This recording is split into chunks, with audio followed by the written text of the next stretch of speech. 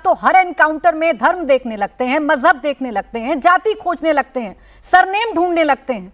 अब अपराधियों का धर्म, जाति या सरनेम कोई होता है क्या अजीज खान जी?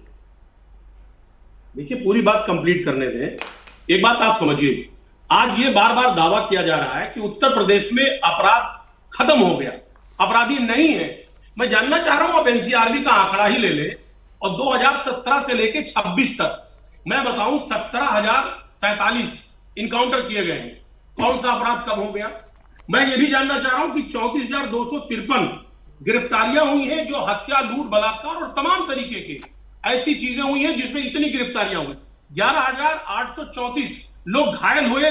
पुलिस की अजीज खान जी, आपके पास जो आंकड़े हैं वो आंकड़े ठीक हो सकते हैं। आप इन आंकड़ों को लेकर सरकार से सवाल पूछ सकते हैं, आप इनको कटघरे में खड़ा कर सकते हैं, विपक्ष की भूमिका निभा सकते हैं, लेकिन आपत्ति तब होती है जब आप अपराधी का सरनेम खोजने लगते हैं, जब आप लिस्ट में टिकमार करने लगते हैं कि कौन सा हिंदू है, कौन सा मुसलमान है, जब आप ये देखने लगते हैं कि किसके नाम के आगे यादव लगा है, किसके नाम के आगे पासी लगा है, किसके नाम के आगे शर्मा लगा है।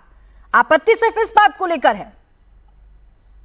देखिए प्राची जी, समाजवादी पार्टी नाम नहीं ढूंढती, माननीय मुख्यमंत्री जी नाम ढूंढते और विधानसभा में चर्चा करते कि साहब इतने यादव थे, इतने मुसलमान थे, इतने क्या थे। ये देखिए, समाजवादी पार्टी स्पष्ट तौर पे कहती है जो अपराधी है, जो अपराध कर रहा है, उसको सजा मिलना चाहिए। लेकिन सजा कौन देगा? संविधान क्या कहता है? संविधान कहता है कि कोर्ट के थ्रू बाकायदे उसका ट्रायल चलना चाहिए। अजीज खान जी, ये तो आज आप कह रहे हैं ना, आपके नेता ने न जाने कितनी बार सवाल उठाए हैं धर्म को लेकर, आपके प्रवक्ताओं ने न जाने कितनी बार सवाल उठाए हैं।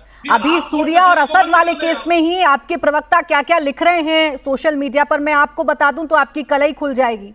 आज आप दूसरे मुद्दे पर बहस करना चाह रहे हैं, लेकिन बहस का मुद्दा तो वो है जो इमरान मसूद साहब कह रहे हैं। मैं यही जानना चाह रही हूं आपको, मेरे पास पूरी लिस्ट है, आप कहें तो मैं पढ़कर सुना दूं। यहां सिंह भी दिख रहा है, शर्मा भी दिख रहा है, यादव भी दिख रहा है, खान भी दिख रहा है। आपको सिर्फ एक ही जाति, एक ही धर्म क्यों दिखता है, एक ही मजहब क्यों दिखता है? देखिए प्राची जी, एक बात आप समझिए, बीजेपी ने ऐसा माहौल पैदा किया है, ऐसा नैरेटिव गढ़ा है कि वो कहीं ना कहीं एक खास कम्युनिटी को टारगेट करती है। सच्चाई, अपराधी अपराधी होता है, उसकी कोई जाति नहीं होती, उसका कोई धर्म नहीं होता। ठीक है, तो जब अपराधी का जाति और धर्म नहीं होता है, चले मैं जवाब लूं राजेश जी से, उससे पहले मैं आपको छोटा सा आंकड़ा दे दूं। आज तो आप बहुत सारे आंकड़े लेकर बैठे हैं, लेकिन मैं आपको आंकड़ा दे दूं, जो कुल एनकाउंटर हैं उसमें से 140 हिंदू अपराधियों के एनकाउंटर हुए हैं और 67 मुसलमानों के हुए हैं।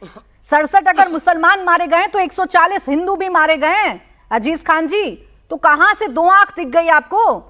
और जाति का ब्रेकअप पूछेंगे मुझसे तो 20 ब्राह्मण, 18 ठाकुर, 16 यादव, जाट गुर्जर 17, दलित 14, सिख 2 और अन्य ओबीसी 8। ये है आंकड़ा। आप झूठा नैरेटिव क्यों चलाते हैं? टोटल इनकाउंटर कितना है? टोटल इनकाउंटर 2017 से लेकर 2026 तक 17,043 इनकाउंटर है। उसमें तो आपने बहुत लिमिटेड लोगों के बारे में बताया, लिमिटेड लोगों के बारे में। आंकड़े तो बहुत लंबे हैं मैडम। ठीक है सर, मैं आपकी ये शंका भी दूर कर देती हूँ। ये जो लिस्ट है ना मेरे पास, ये जो लिस्ट है ना मेरे पास 2024 तक, सुन ले मेरी बात, 2024 तक जितने भी अपराधियों के एनकाउंटर हुए हैं ना, उनका नाम है और उनके शहर का नाम है और उनका अपराध है। मैं आपके सामने पढ़ देती हूँ। विजय सिंह उर्फ विज्जी, इसका एनकाउंटर हुआ, 50,000 का इनामी है। सतीश सिंह का एनकाउंटर हुआ, मनीष सिंह का एनकाउंटर हुआ, राहुल सिंह का एनकाउंटर हुआ, राकेश सिंह का एनकाउंटर हुआ, अवनीश का एनकाउंटर हुआ और 8वें नंबर पर है कमल हसन, उसका एनकाउंटर हुआ।